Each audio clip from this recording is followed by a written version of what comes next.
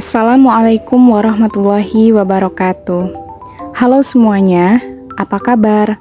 Semoga semuanya dalam keadaan sehat. Kali ini kita akan bersama-sama membahas ruang lingkup kepemimpinan di bidang pendidikan. Poin-poin yang akan dibahas, yang pertama ada definisi kepemimpinan. Yang kedua, potensi dasar seorang pemimpin. Ketiga, yang termasuk pemimpin pendidikan. Yang keempat, ciri dan fungsi kepemimpinan.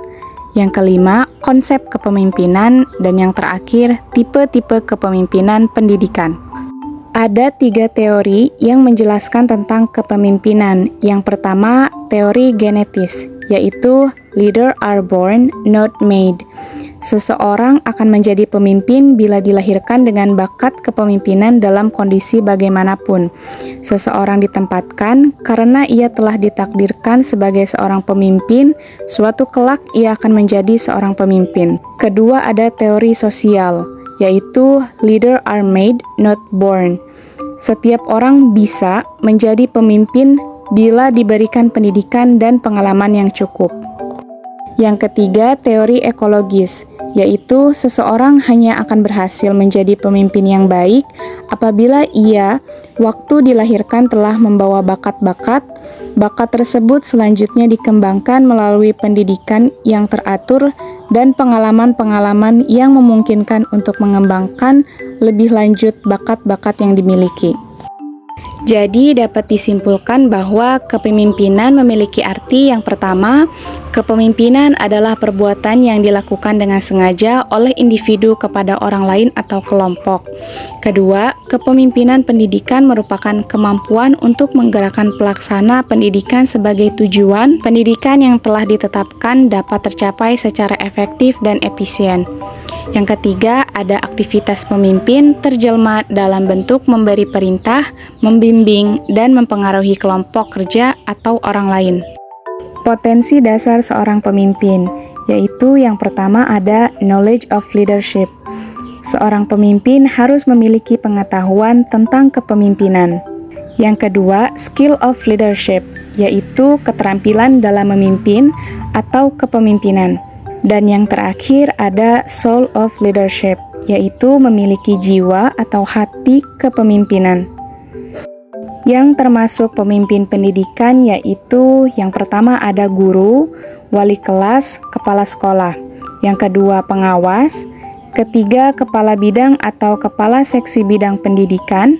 Yang keempat ada kepala dinas. Selanjutnya ada kepala dirjen atau direktorat beserta staf, dan yang terakhir ada rektor beserta jajarannya. Selanjutnya ciri-ciri dan fungsi kepemimpinan. Yang pertama, ciri-ciri yaitu manusiawi. Yang kedua, memandang jauh ke depan atau visioner. Yang ketiga, inspiratif atau kaya akan gagasan. Dan yang keempat, ada percaya diri. Kepemimpinan juga memiliki fungsi yang pertama yaitu pemimpin selaku penentu arah, kedua pemimpin sebagai wakil dan juru bicara organisasi, yang ketiga pemimpin sebagai komunikator yang efektif, keempat pemimpin sebagai mediator, dan pemimpin selaku integrator.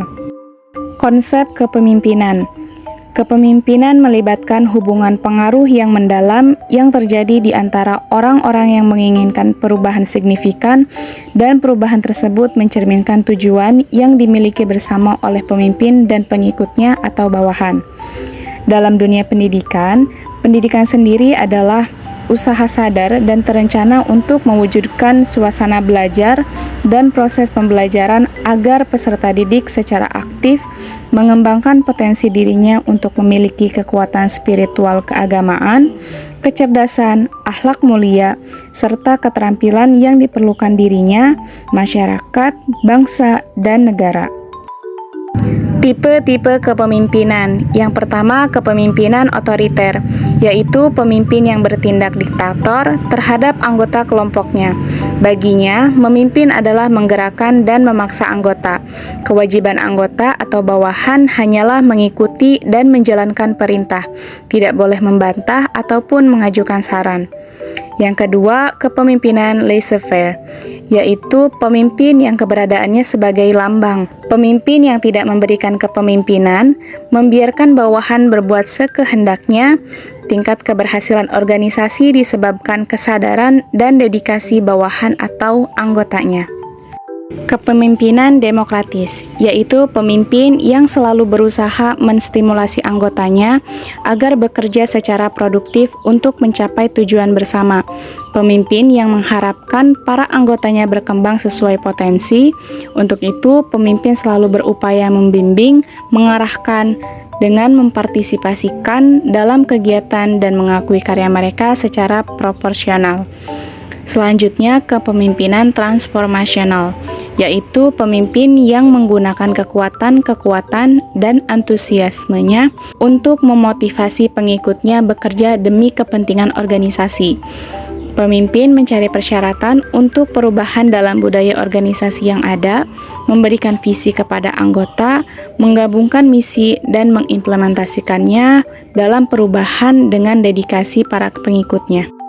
Kepemimpinan transaksional, yaitu pemimpin yang lebih cenderung memberikan arahan pada bawahannya dan memberi insentif serta hukuman pada kinerja mereka serta menitik beratkan terhadap perilaku untuk membimbing anggotanya. Yang terakhir ada kepemimpinan pseudo-demokratis atau pemimpin yang kurang lebih sama dengan demokratis tetapi semu karena tetap otoriter dan demi kepentingan kelompok tertentu saja bersifat demokratis.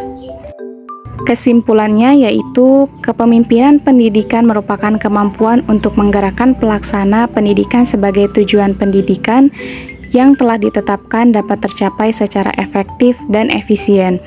Seorang pemimpin seperti guru, kepala sekolah, rektor, kepala bidang, dan lain-lain harus memiliki potensi dasar yaitu knowledge of leadership, skill of leadership, and soul of leadership.